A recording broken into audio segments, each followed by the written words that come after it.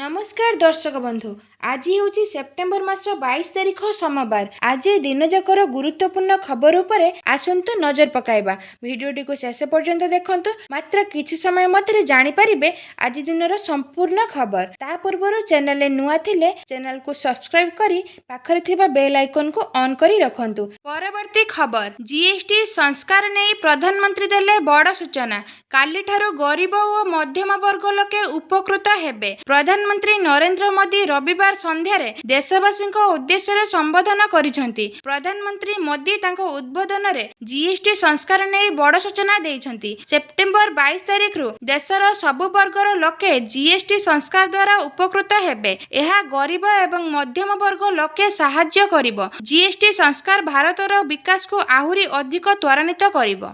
परवर्ती खबर, स्कूल और गणशिक्षा विभागर अधिकारी बदली एवं पोस्टिंग नीति लागू कले ओडिशा सरकार। ओडिशा सरकार स्कूल एवं गणशिक्षा विभाग अधीन रे कार्यरत अधिकारी बदली एवं पोस्टिंग नीति प्रणयन करिसेंती। स्कूल एवं गणशिक्षा विभागर कमिशनर कम सचिव शालिनी पंडित द्वारा जारी करा जायतिबा एक विज्ञप्ति अनुसार एस&एमई विभाग अधीन रे कार्यरत विभिन्न कैडेट अधिकारी कर्मचारी बदली एही विभाग प्रतिनिधित्व एवं सुपारिश ग्रहण करिसेंती।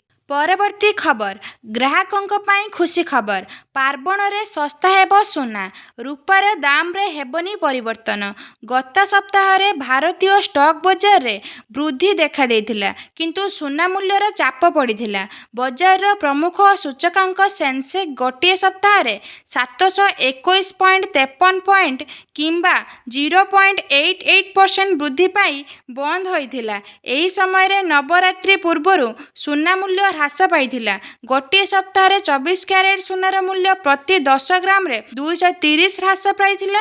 एही समय रे 1 किलोग्राम रूपार मूल्य वृद्धि पाइथिला।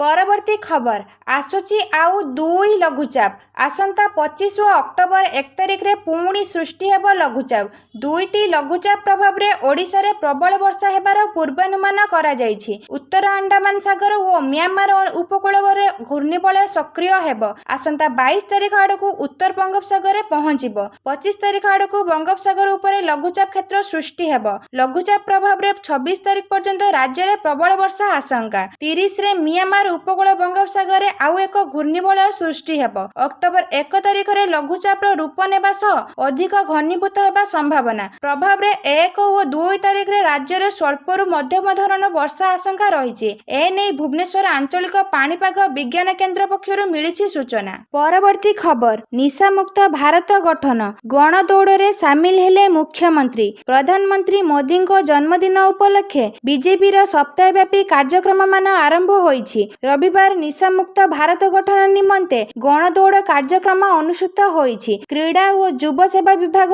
एवं बीजेपी जनता मोर्चा द्वारा एही नमो युव रन मैराथन रो आयोजन होइछि। एही अवसर रे 10,000 रु अधिक युवक एवं युवती कलिंग स्टेडियम जनता मैदान पर्यंत दौड़िछंती। एपरिकी मुख्यमंत्री मोहन चरण माझी, क्रीड़ा मंत्री सूर्यवंशी सूरज, गणशिक्षा मंत्री नित्यानंद गंड, विधायक सिद्धांत महापात्र एवं अन्यान्य वरिष्ठ नेता प्रमुख एही दौड़े सामिल होइथिले। जिए प्रथम स्थान अधिकार करिसेंती तांको 25,000, द्वितीय स्थान 15,000 और तृतीय स्थान 10,000 टंका, चतुर्थ स्थान 5,000 टंका पुरस्कार राशि प्रदान करा जायछि। परवर्ती खबर, कटक बालीयात्रा पड़िया को नै विवाद। बालीयात्रा ऊपर और तळ पड़िया को नै विवाद घनेला। जिल्लापालଙ୍କ निष्पत्ति को विरोध कले मेयर सुभाष सिंह। केवल तळ पड़िया रे हेबा उचित नुह बोली कहिले मेयर। से आहुरी कहते जे काहा सह आलोचना न करी जिल्लापाल निष्पत्ति नेइछंती। मुख्यमंत्री को जणाइछु बोली कहिले बीजेपी जिला सभापति। अन्यपटे गतकाली ऊपर पड़िया रे बालीयात्रा आयोजन न हेबा निष्पत्ति रे प्रतिक्रिया देई कटक बारवाटी विधायिका सफाई फिरदोस कहिथिले जे ऊपर पड़िया रे बालीयात्रा आयोजन हेबा आवश्यक।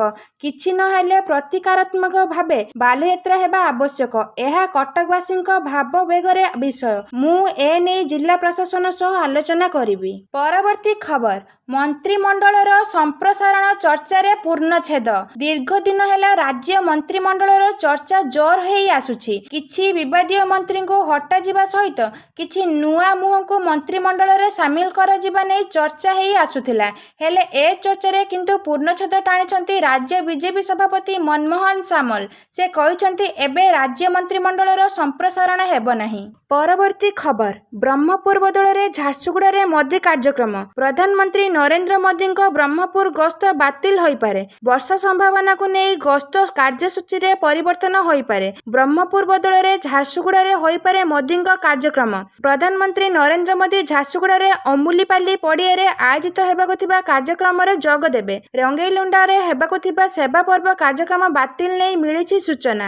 ଆସନ୍ତା 27ରେ ଗଞ୍ଜାମ ଗସ୍ତରେ ଆସିଥାନ୍ତି ପ୍ରଧାନମନ୍ତ୍ରୀ ନରେନ୍ଦ୍ର ମୋଦି। ଆସନ୍ତା 27 ତାରିଖରେ ରାଜ୍ୟର ବିଭିନ୍ନ ସ୍ଥାନରେ ପ୍ରବଳ ବର୍ଷା ସମ୍ଭାବନା ରହିଛି। ପଛକୁ ପଛ ଲଘୁଚାପ ଥିବାରୁ କାର୍ଯ୍ୟକ୍ରମ ବାତିଲ ନେଇ ସୂଚନା ମିଳୁଛି। କିନ୍ତୁ ଏ ନେଇ କୌଣସି ବିଜେପି କିମ୍ବା ସରକାରୀ ସ୍ତରରେ କୌଣସି ସ୍ପଷ୍ଟ ସୂଚନା ମିଳିପାରି ନାହିଁ। ପରବର୍ତ୍ତୀ ଖବର, କାଲିଠାରୁ 375 ପ୍ରକାର ସାମଗ୍ରୀ ହୋଇଯିବ ଶସ୍ତା।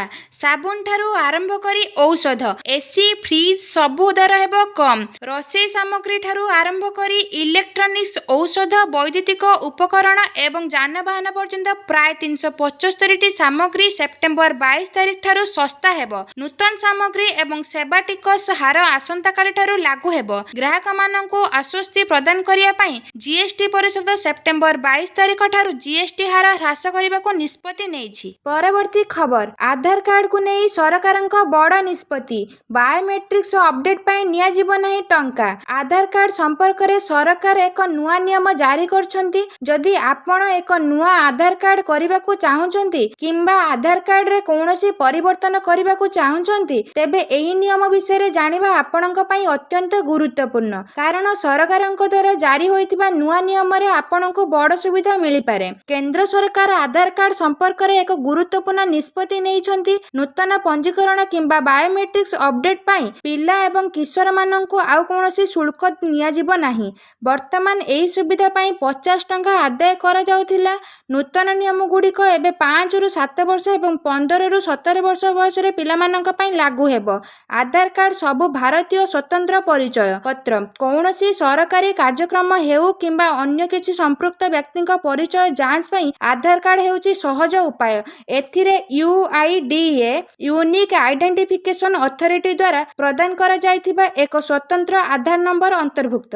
ପରବର୍ତ୍ତୀ ଖବର, ଯୁବବର୍ଗଙ୍କ ପାଇଁ ରାଜ୍ୟ ସରକାରଙ୍କ କୌଣସି ରୋଡ୍ ମ୍ୟାପ୍ ନାହିଁ।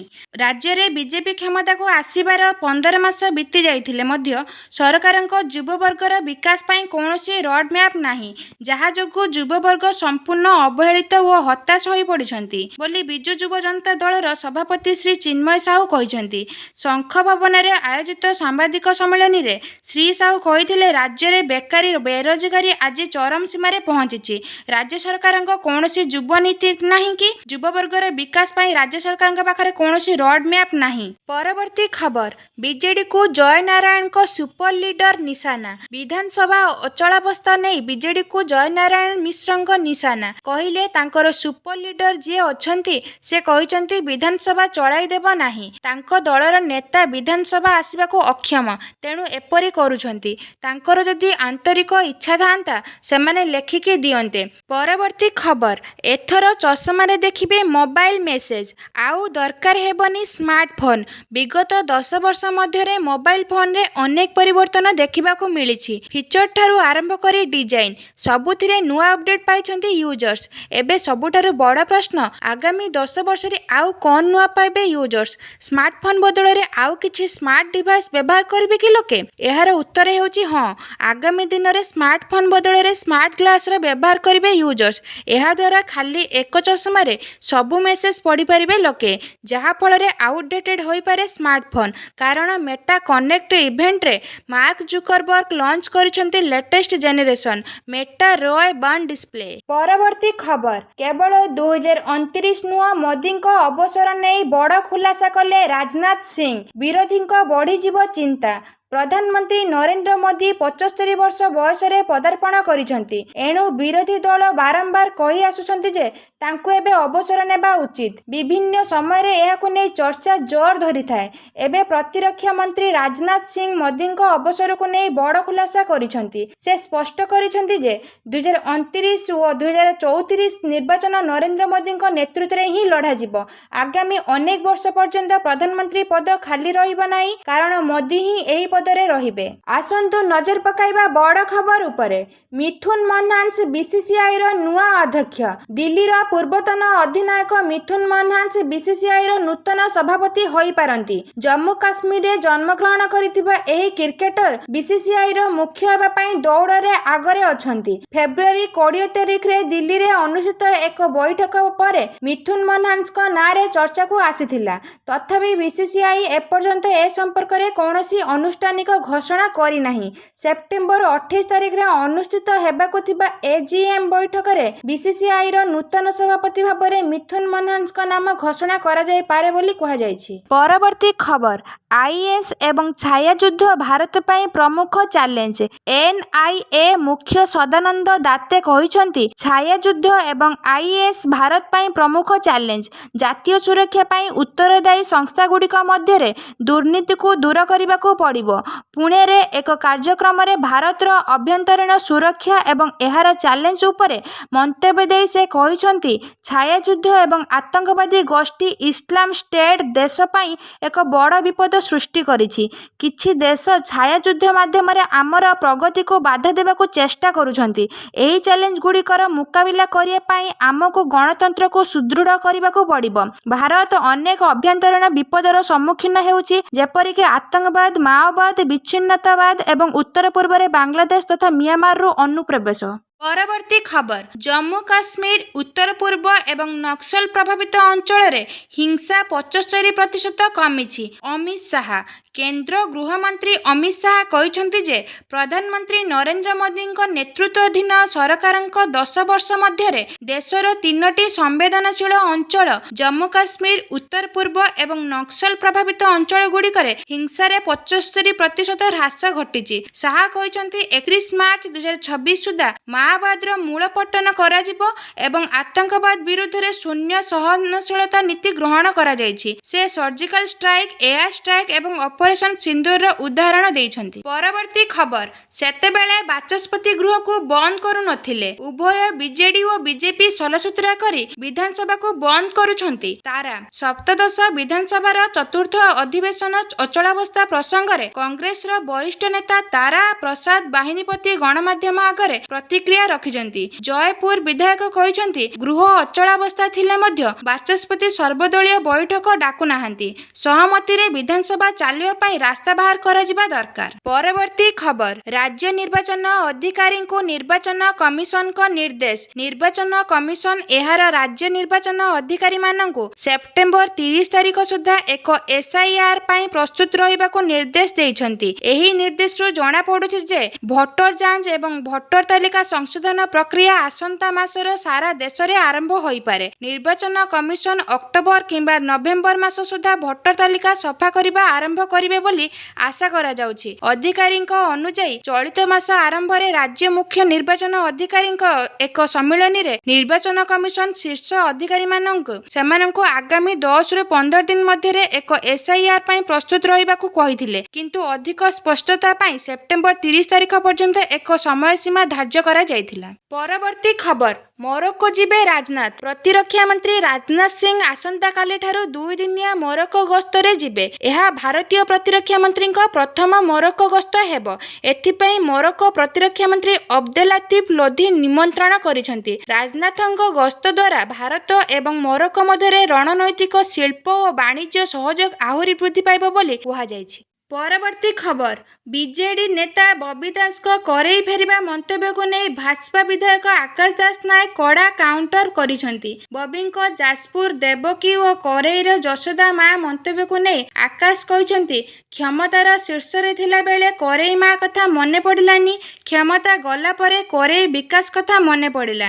କରେଇବାସୀ ମନସ୍ଥିର କରିସାରିଛନ୍ତି, ଆଉ ବିଦେଶୀ ଶାସନକୁ ଯିବେନି। କରେଇବାସୀ ସ୍ୱାଭିମାନୀ, କାହାରି ଗୋଲାମୀ କରିବେ ନାହିଁ। କରେଇବାସୀ ଆଉ ବାହାର ପ୍ରାର୍ଥୀଙ୍କୁ ଗ୍ରହଣ କରିବେ ନାହିଁ। ତାଙ୍କର ଜନ୍ମ ଯାଜପୁରରେ, ମୋର ଜନ୍ମ କରେଇରେ। ପରବର୍ତ୍ତୀ ଖବର, ଗ୍ରାଚ୍ୟୁଇଟି ପାଇବେ ପୂର୍ତ୍ତ ବିଭାଗର ୱାର୍କ ଚାର୍ଜ କର୍ମଚାରୀ। ବହୁ ବର୍ଷର ବ୍ୟବଧାନ ପରେ ପୂର୍ତ୍ତ ବିଭାଗର ଗ୍ରାଚ୍ୟୁଇଟି ସମ୍ବନ୍ଧୀୟ ନଥିରେ ଅର୍ଥ ବିଭାଗ ମୋହର ଲଗାଇଛି। ଏହାଦ୍ୱାରା ପୂର୍ତ୍ତ ବିଭାଗ ସହ ଜାତୀୟ ରାଜପଥ ବିଭାଗର 3,434 ଜଣ କାର୍ଯ୍ୟରତ ଓ ଅବସରପ୍ରାପ୍ତ ୱାର୍କ ଚାର୍ଜ କର୍ମଚାରୀ ଲାଭବାନ ହେବେ। ଆଜି ସାମ୍ବାଦିକ ସମ୍ମିଳନୀରେ ଓଡ଼ିଶା ପୂର୍ତ୍ତ ଅବସରପ୍ରାପ୍ତ ୱାର୍କ ଚାର୍ଜ ରେଗୁଲାର କର୍ମଚାରୀ ସଂଘ ଏହି ସୂଚନା ଦେଇଛି। ପରବର୍ତ୍ତୀ ଖବର, ହ୍ୟାକ୍ ହୋଇଗଲା ଏକନାଥଙ୍କ ଏକ୍ସ ଆକାଉଣ୍ଟ। ମହାରାଷ୍ଟ୍ରର ଉପମୁଖ୍ୟମନ୍ତ୍ରୀ ଏକନାଥ ସିନ୍ଧେଙ୍କ ଏକ୍ସ ଆକାଉଣ୍ଟ ଆଜି ହ୍ୟାକ୍ ହୋଇଯାଇଥିଲା। ହ୍ୟାକର୍ସ ତାଙ୍କ ଆକାଉଣ୍ଟରେ ପାକିସ୍ତାନ ଏବଂ ତୁର୍କୀର ପତାକାର ଫଟୋ ଏବଂ ଉଭୟ ଦେଶର ଲାଇଭ୍ ଷ୍ଟ୍ରିମିଂ ଫଟୋ ପୋଷ୍ଟ କରିଥିଲେ। ହ୍ୟାକିଂ ପରେ ଅଧିକାରୀମାନେ ତୁରନ୍ତ ସାଇବର କ୍ରାଇମ ପୋଲିସକୁ ସୂଚିତ କରିଥିଲେ ଏବଂ ଏକ୍ସ ଆକାଉଣ୍ଟକୁ ରିକଭର କରିବା ପାଇଁ କାର୍ଯ୍ୟାନୁଷ୍ଠାନ ଆରମ୍ଭ କରାଯାଇଥିଲା। ଅଧିକାରୀମାନେ କହିଛନ୍ତି ଯେ ଉପମୁଖ୍ୟମନ୍ତ୍ରୀ ଏକ୍ସ ହ୍ୟାଣ୍ଡେଲର ତଦାରଖ କରୁଥିବା ଟିମ୍ ତୁରନ୍ତ ହସ୍ତକ୍ଷେପ କରିଥିଲେ। ପ୍ରାୟ 30ରୁ 45 ମିନିଟ୍ ମଧ୍ୟରେ ଆକାଉଣ୍ଟଟି ରିକଭର କରାଯାଇଥିଲା।